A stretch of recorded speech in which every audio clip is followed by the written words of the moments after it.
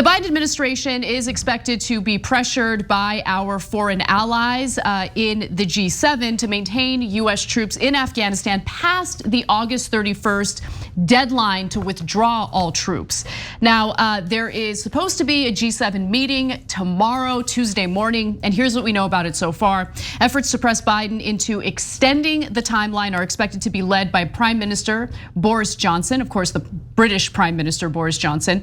There's an expectation as well that French President Emmanuel Macron and German Chancellor Angela Merkel will also apply pressure. Macron, in a phone call with Biden last week, told the US president the West bore a moral responsibility with regard to Afghans who need protection and share their values, which is an interesting statement to make. I do believe that the United States bears some responsibility in terms of refugees, considering the fact that we, along with our foreign allies, decided to invade that country and further destabilize it. And now we have a refugee crisis where all of the European countries that were involved, and certainly the United States, aren't even really doing the bare minimum in terms of committing to accepting a decent amount of refugees. The US is committed to about 20,000 refugees over the next several years, same with the UK.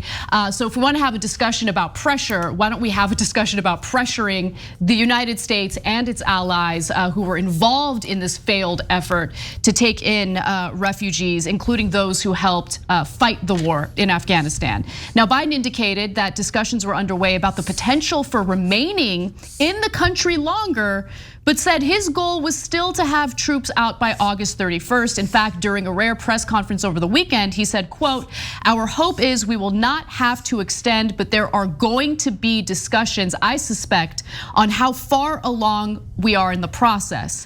Now, here at home, within our borders, Biden is also facing pressure from war hawks like Representative Liz Cheney. Here she is with her scathing review of Biden's decision to pull troops out of Afghanistan. Our mission in Afghanistan was to deny terrorists a sanctuary. And the Biden decision now to completely withdraw has handed them an entire country, has in fact ensured not just the Taliban, but Al-Qaeda, ISIS, the Haqqani network, terrorist organizations that want to attack the United States now have an entire country as a sanctuary from which to do so. Is the Taliban a direct threat to the United States or not? That has been a dispute. What makes you say that? Absolutely. Well, we know, the facts make me say it. We know that the Taliban has never renounced Al-Qaeda. And this is one of the things that was such an indefensible step by the Trump administration. When President Trump and Secretary of State Pompeo decided that they were going to sign a surrender agreement with the Taliban. Now, Representative Liz Cheney says that the Taliban poses a direct threat to the United States. She claims that, but doesn't really provide any type of elaboration on it, doesn't explain why she thinks that is, because there's really no reason to believe that, of course. Now, she's one of the members of Congress who takes in quite a bit of money from defense contractors, quite a bit of dark money, so it's hard to track a lot of it. But if you look at some of the non-dark money that's been contributed to her by defense contractors from 2013 to 2020, it's to the tune of $211,932. So she certainly has a conflict of interest here in giving this type of interview. And by the way, so does Meet the Press, which we'll get to in just a second. But Cenk, why don't you jump in? Okay, so I'm highlighting some of the comments made by other war hawks all over television. So one of them is Kelly Ayotte, to give you a sense of how much these people almost all work for defense contractors. So what you're seeing is not news, it's propaganda. So Liz Cheney as a politician takes over 200,000, as Anna just showed you. So now mainstream media says that is just a donation because the defense industry finds that Liz Cheney is good for our health and was in a charitable mood. Now, the rest of you know what that is, and it doesn't matter if you're left wing or right wing. Those are bribes given to Liz Cheney, so she backs all the wars. And you saw her say there, oh, I know it as a fact. And why? Her follow-up was, because the Taliban has never renounced Al-Qaeda. How is that a direct threat to the United States? Yeah, wait a minute. So based on their words or non-words about a group we pretty much eliminated a while back and certainly killed their leader over a decade ago, and the guy who did 9/11, because of a group that barely exists anymore, that they haven't said words about, Taliban is a direct threat to the homeland of the United States of America. That's absurd. That's beyond absurd. Chuck Todd, if he was a real journalist there, would have said, you know, you're saying things as equally absurd as your dad did on this program when he lied us into the war in Iraq by claiming that, well, Iraq is from the general region of the people who attacked us when Iraq had not attacked us, right? So now you see her motivations because of the bribes that she gets. Yes, they're legalized bribes, but they're definitely bribes nonetheless. Now, all over television, as The Intercept has pointed out, are other neoconservatives. So I want to give you just one of those, and then Anna will give you many other details. But it's Kelly Ayotte. She's a former Republican senator from New Hampshire, and she was one of the three amigos after John McCain there was John McCain, Joe Lieberman, and Kelly Ayotte. Those were the three amigos for a while. And now why are they called the three amigos? Because they were all neoconservatives and they all loved war. And Lindsey Graham is part of that mix as well. And so now she, shockingly enough, works for defense contractors. Of course she does. And she's all over media going, oh yeah, we have to. In fact, here, I'll give you a quick quote. She says that, just like Liz Cheney did, that Al-Qaeda and the Islamic State would, quote, reconstitute in a way that could threaten our homeland in the course of 18 to 24 months. Just like Condoleezza Rice did about the mushroom cloud, that's imminent. It could happen at any moment, right? By the way, Condoleezza Rice, another person that works for defense contractors, also all over media and television talking about how we need to have more and more and more wars that would make all of them rich. Oops, they forgot to mention that part. The media forgot to mention that they work for defense contractors. Now, I bring you Ayotte first because she's on the board member of BAE Systems. They have tons of defense contracts, but one in particular I wanted to point out.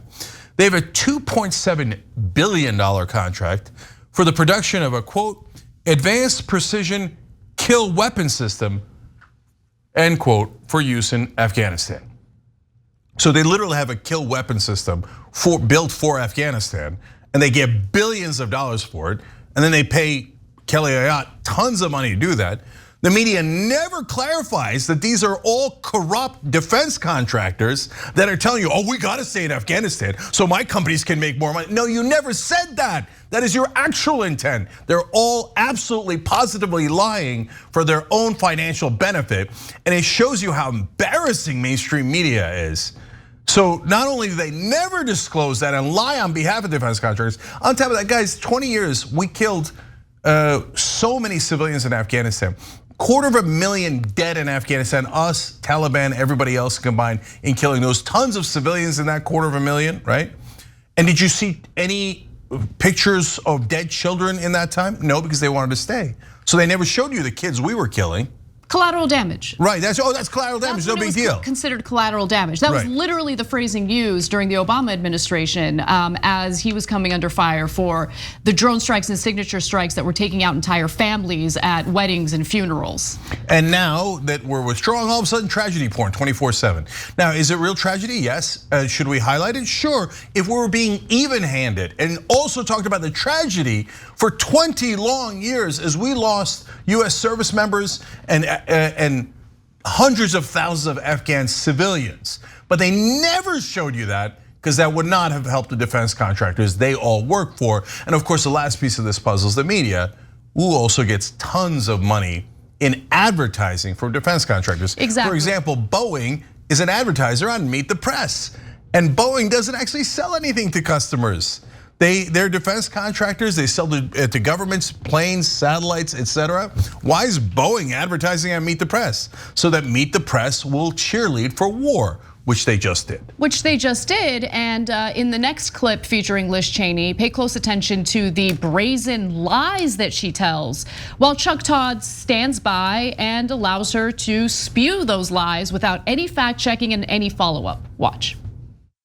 Do you think President Biden could have gotten out of that agreement? He feels as if that it would have been, that we'd have paid a high price, maybe even with more attacks on our soldiers on the ground. I think there's no question. You know, President Biden is the president of the United States, and he's had no problem in reversing course on other things. He decided he's going to rejoin the JCPOA. He decided he's going to rejoin the Paris Climate Accord. He's reversed a number of decisions of the Trump administration. So in this circumstance where absolutely the US national security requirement was to maintain a presence on the ground, to help to frankly embolden and train the Afghans ones who were bearing the brunt of this and fighting for us.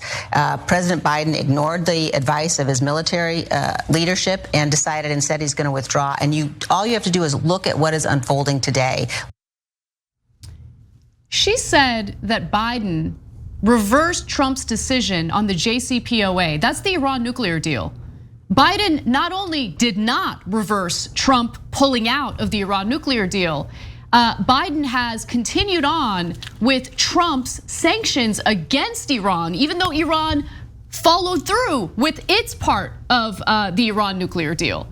And it continues the sanctions even during a global pandemic that's crushing Iran as we speak. So she just lied there. She just straight up lied. And there was no correction.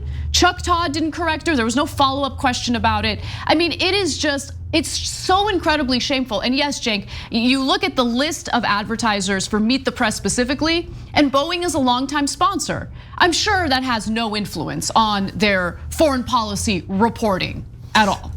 Yeah, for a long, long time, for decades, defense contractors and big agricultural companies would sponsor This Week on ABC, Meet the Press, and CBS's Sunday program as well.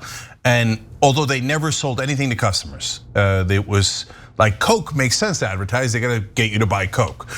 These folks are not trying to get you to buy anything, they're just doing it to manufacture consent. You don't want to lose that $1 million that Boeing or Lockheed Martin or Monsanto is giving you. By the way, in the time that those folks are giving money, it's been tracked by journalists, and it shows you that those programs never talk about the controversial issues that those companies are involved in. That's how that bribery works. And that's how you get lied to on a regular basis. And by the way, look at us. So we, on the other hand, are completely unbiased. Biden pulls out of Afghanistan, all the rest of the media is piling onto him. Yes, the execution is wrong in how they did the withdrawal and didn't apparently plan enough for it. That's the Pentagon's fault as always. That's the defense contractor's fault. But overall, it was definitely the right decision, and it's supported by an overwhelming majority of the American people. On the other hand, when he follows Trump's policy in Iran, that makes no sense at all. Exactly. And that's pro-war, and we call him out on it. Because policy matters, facts matter. It's not just about cheerleading for a party, a person, or one particular set of companies, which is what the mainstream media and mainstream politicians do all the time. Thanks for watching The Young Turks, really appreciate it. Another way to show support is through YouTube memberships. You'll get to interact with us more. There's live chat emojis, badges. You've got emojis of me, Anna, John, JR. So those are super fun. But you also get playback of our exclusive member-only shows and specials right after they air. So all of that, all you gotta do is click that join button right underneath the video. Thank you.